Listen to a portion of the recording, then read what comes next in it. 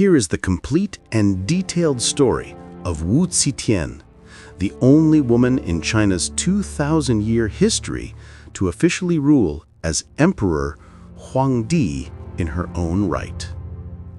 The story of Wu Zetian is a remarkable blend of ruthless ambition, brilliant political acumen, and effective governance.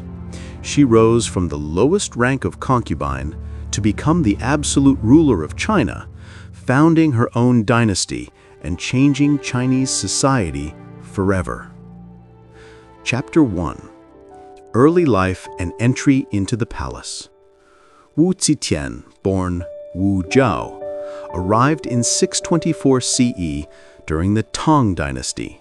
Her father was a minor nobleman who had supported the Tang Dynasty's founder, Emperor Gaozu, and was rewarded with a governorship.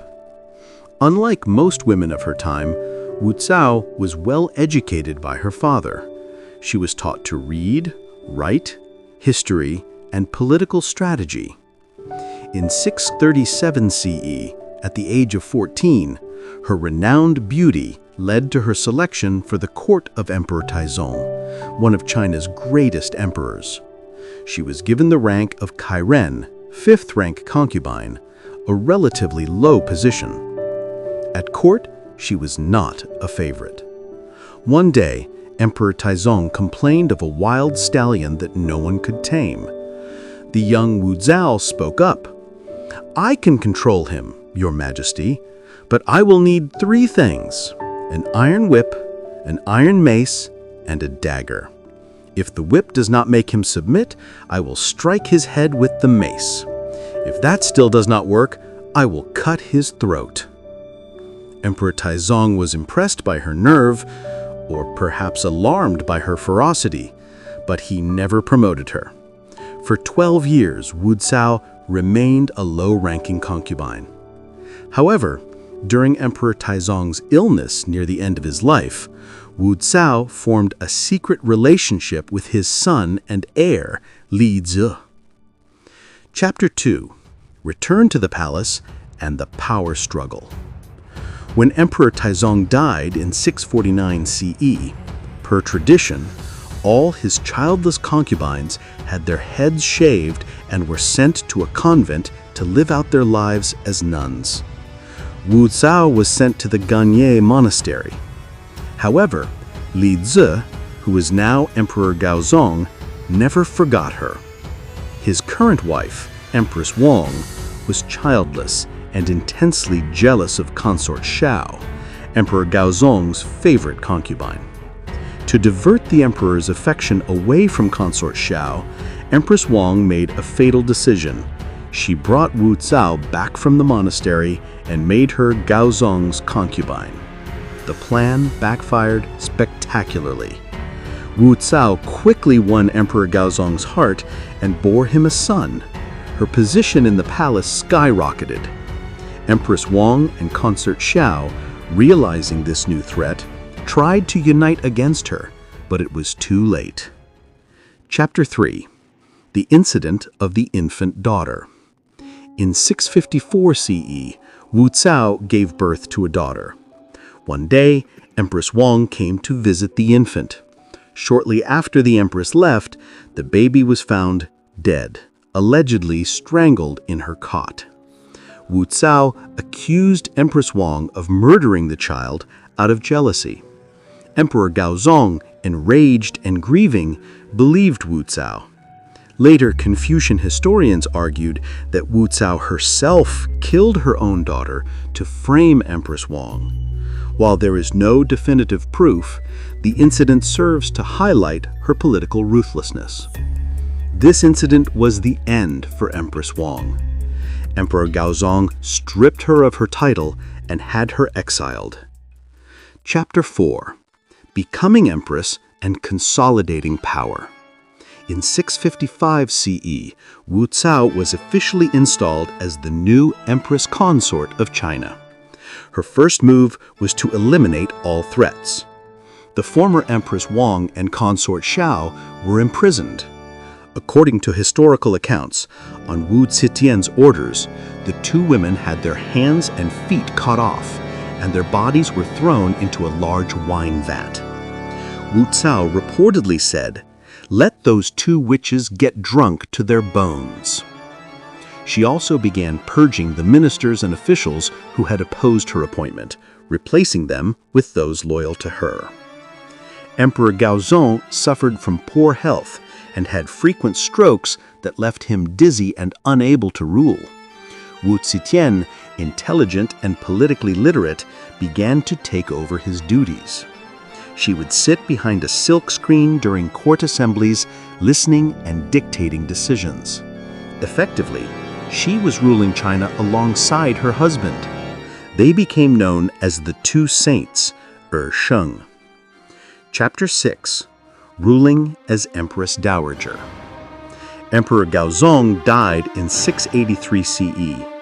Their son, Li Xian, ascended the throne as Emperor Zhongzong. Wu Zetian became Empress Dowager, the true power behind the throne. Emperor Zhongzong immediately tried to challenge her mother's authority and promote his own wife's family. In less than 2 months, Wu Zetian accused him of treason, deposed him, and had him exiled. She then installed her younger, more pliable son, Li Dan, as Emperor Raizong. Emperor Raizong was a puppet. He was not even allowed to live in the imperial quarters and never attended government meetings. Wu Zetian ruled openly and absolutely in her son's name. Chapter 7. The Reign of Terror and the Secret Police. To secure her power against the established Tang nobles and old guard officials who despised her for being a woman, Wu Zetian instituted a reign of terror. She established a brutal secret police force. She encouraged citizens to report on one another. Special snitching boxes were placed in the capital where anyone could drop an anonymous accusation against anyone else. Her secret police used systematic torture to extract confessions, often false ones. Thousands of officials, members of the imperial Li family, and anyone suspected of disloyalty were executed or forced to commit suicide. Chapter 7. The Female Emperor, founding the Zhao Dynasty. After years of ruling through her sons and eliminating all opposition, Wu Zetian took the final, unimaginable step. In 690 CE, she forced Emperor Raizong to abdicate. She then did what no woman had ever done before. She proclaimed herself Emperor Huangdi, not just Empress or Regent. She changed the name of the dynasty from Tang to Zhao, founding her own dynasty. Wu Zetian, now 65 years old, had reached the apex of absolute power. Chapter 8. Reign as Emperor. Wu Zetian's reign as emperor, though it began with terror, was actually a period of stability and prosperity. Meritocracy. Her greatest legacy was breaking the power of the old aristocracy. She reformed and greatly expanded the civil service examination system. Talented men from ordinary families who passed tests based on their ability were promoted to high office. This created a government based more on merit than on bloodline. Patronage of Buddhism. To legitimize her rule, as Confucianism looked down on female rulers, she heavily promoted Buddhism. She proclaimed herself a reincarnation of the Maitreya, the future Buddha, and built massive temples and the magnificent Longmen grottos. Economic reforms. She lightened the tax burden on peasants and focused on agricultural production, which kept the economy stable. Military affairs. She successfully defended China's borders against threats from Tibetans and Turks. During her reign, she employed incredibly capable officials, the most famous being Judge D. Rinjia, who became the inspiration for the Judge D detective stories. Chapter 9. The End of Power and the Return of the Tang. As she entered her 80s, Wu Zetian became increasingly paranoid and frail. She began to rely heavily on two young lovers, the Zhang brothers. She granted them great power and titles which disgusted the court officials. In 705 CE, a group of high officials loyal to the Tang Dynasty, including several ministers she herself had promoted, staged a palace coup. They stormed the palace, executed the Zhang brothers, and forced the ailing Wu Zetian to abdicate. Her exiled son, Li Xin, Emperor Zhongzong, was restored to the throne. The Tang Dynasty was officially reinstated. Chapter 10. Death and Legacy. Wu Zetian died peacefully less than a year later in her palace at the age of 81. She was buried next to her husband, Emperor Gaozong. Wu Zetian's legacy is intensely complex. For centuries, Confucian historians condemned her as a cruel, bloodthirsty, and immoral tyrant who murdered her own child and violated the natural order by usurping a man's throne. However, modern historians have a more balanced view. While her ruthlessness is undeniable, she was also a brilliant administrator. She ruled China for nearly 50 years as empress, dowager, and emperor, held the empire together, advanced meritocracy, and paved the way for the prosperous second half of the Tang Dynasty.